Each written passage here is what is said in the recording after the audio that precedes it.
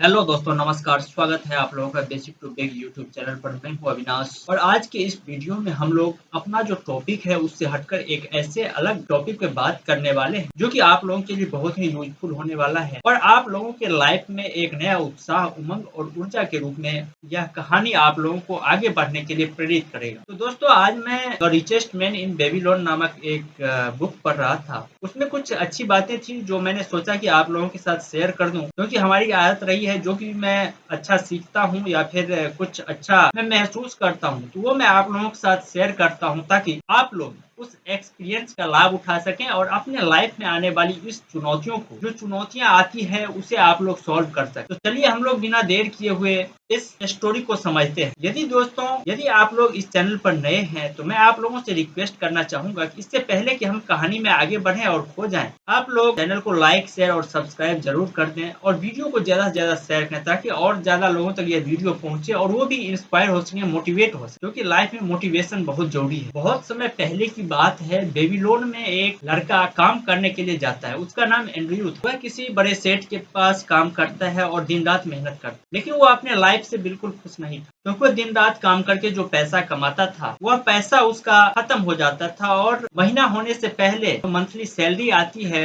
वो सैलरी आने से पहले ही उसका पैसा खत्म हो जाता था। वह लड़का बहुत सोच विचार कर रहा था कि ऐसा क्या है, मैं सैलरी बचा नहीं पा रहा हूँ। जबकि उसके विपरीत उसी शहर में फिलिप्स नाम का एक व्यक्ति था जो कि बहुत ज्यादा खर्चा करता था और उसके पास पैसे की कभी कोई कमी नहीं होती और वो एकदम धनी था। बड़े अच्छे गाड़ियों में घूमा करता था और बहुत सारे अच्छे अच्छे कपड़े पहनता था, अच्छी भोजन करता था, अच्छी उनकी पारिवारिक मेंटेलिटी थी, सब कुछ अच्छा था उसके फिलिप्स के। तो एंड्रयू को लगा क्यों न फिलिप्स से बात की जाए, वो जो इतना खुशी पूर्वक कर रहे हैं और सब कुछ कर रहे हैं वो कैसे कर रहे हैं, जबकि फिलिप्स के पास कोई जॉब भी नहीं थी और न ही वो कोई बड़ा सेठ, वो खुशी पूर्वक रहता है। एंड्रयू को लगा कि क्यों न इस बारे में इनसे बात की जाए। तो एक दिन मौका लगाकर एंड्रयू जो है वो फिलिप्स के पास पहुंचता है और उनसे बोलता है कि भाई, मैं तो पैसा कमाता हूँ और ये पैसा अगली सैलरी आने से पहले ही खत्म हो जाती है और ना ही मैं अपने शौक को पूरा कर पाता हूँ, ना मैं अपनी जरूरतों को पूरा कर पा रहा हूँ। लेकिन उसके विपरीत मैं आपको देखता हूँ तो आप कुछ काम भी नहीं करते हैं, फिर भी आप इतने धनी हैं, इतना आप सब कुछ करते हैं, आप कपड़े खरीदते हैं, अच्छे खाने खाते हैं, पूरी दुनिया घूमते हैं और सब कुछ करते हैं आप। तो ऐसा क्या है हमारे साथ जो हमको इम्प्रूवमेंट करनी चाहिए? तो फिलिप्स ने एंड्रयू से कहा, अभी तुम क्या कर रहे हो? उन्होंने कहा कि मैं अभी जॉब कर रहा हूँ। तो फिलिप्स ने एंड्रयू से कहा कि तुम हमारे पास आ जाओ और हमारे साथ जॉब करो। एंड्रयू जो था वो जहाँ पे काम कर रहा था उसे छोड़ करके फिलिप्स के पास आ गया और उनके साथ काम करने लग गया। उन्होंने कहा फिलिप्स ने एंड्रयू से, ये तुम वाकई अमीर बनना चाहते हो तो तुम्हें मेरे लिए भर रात काम करना पड़ेगा, क्योंकि वो उसमें उसकी विल पावर को देखना चाहते थे कि उसमें कितना विल पावर है। तो ऐसा ही हुआ। फिलिप्स ने एंड्रयू को अपने कुछ फाइल्स, जो उनके दस्तावेज थे या फिर जो कुछ डॉक्यूमेंट्स थे, उसको सही करने के लिए बोला और देखा, उसको काम करने के लिए दे दिया। एंड्रयू भी पूरी शिद्दत के साथ पूरे रात उस काम को करने में लगा रहा, क्योंकि उसके पास एक विजन था, उसको अमीर बनना है और किसी भी तरीके से उसे अमीर बनना है। तो फिलिप्स जब सुबह में आए तो उन्होंने देखा कि उनका पूरा काम फिनिश्ड है और ये लड़का दृढ़ इच्छा शक्ति से भरपूर है। उन्होंने उसको पहचान लिया कि ये लड़का, इसके पास विल पावर है और इसमें कुछ कर गुजरने की क्षमता है, इसमें अमीर बनने की काबिलियत है। उन्होंने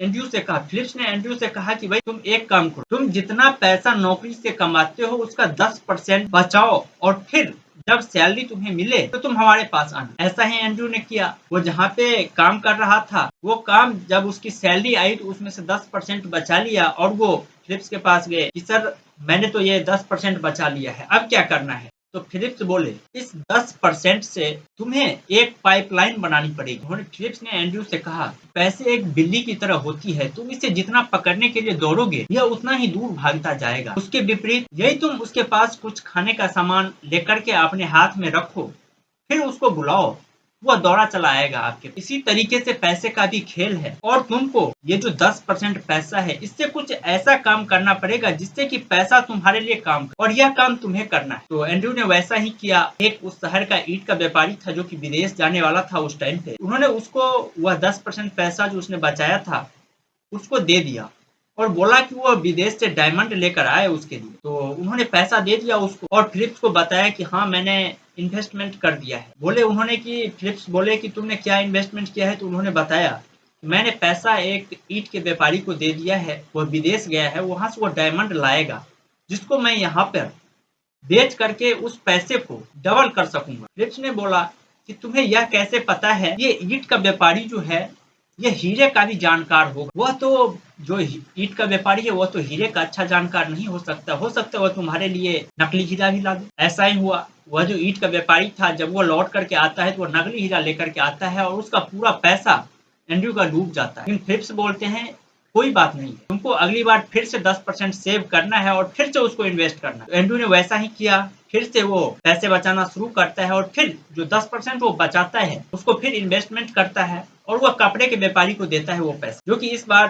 कहीं विदेश गया था घूमने के लिए। फिर उससे वो कपड़े वहां से लाता है और यहाँ पे जहाँ पे उसका शहर था, अपने शहर में वह उस कपड़े को दोगुने तिगुने रेट पे बेचता है और जो कपड़े का व्यापारी उसके साथ गया था उसके साथ मिल करके अपना अलग से जो है वो व्यापार शुरू करता है, उससे पैसे कमाता है और फिर उससे जो पैसा आया उसको अलग तरीके से इन्वेस्टमेंट करना शुरू करता है, जिससे कि पैसे का एक पाइपलाइन बन गया और वह बहुत ही जल्द अमीर बन गया। फिर जब एंड्रयू फिलिप्स से मिलता है तो फिलिप्स का वो बहुत ही धन्यवाद करता है, क्योंकि फिलिप्स ने ही उसको बताया था किस तरीके से अमीर बनना है और उसके लगन और जुनून को देखते हुए उसको बताया था। और वो भी अब एंड्रयू जो कि एक मजदूर हुआ करता था वो भी अब खुशी पूर्वक रहने लगा, अच्छी खासी लाइफ स्टाइल को एंजॉय करने लगा और बहुत अच्छा लाइफ जीने लगा। फिलिप्स बोलते हैं एंड्रयू से कि पैसे का जो है वो 10% सेव करना चाहिए और उसके लिए उससे अपने लिए एक फौज तैयार करनी चाहिए जो कि आपको पैसा कमा करके दे, इससे आप जल्दी अमीर बन सकते हो। तो कहने का मतलब ये कि आप लोगों को भी एक अलग से इन्वेस्टमेंट करना पड़ेगा, क्योंकि पैसे एक बिल्ली की तरह है, आप इसके पीछे जितना भागोगे वह उतना ही ज्यादा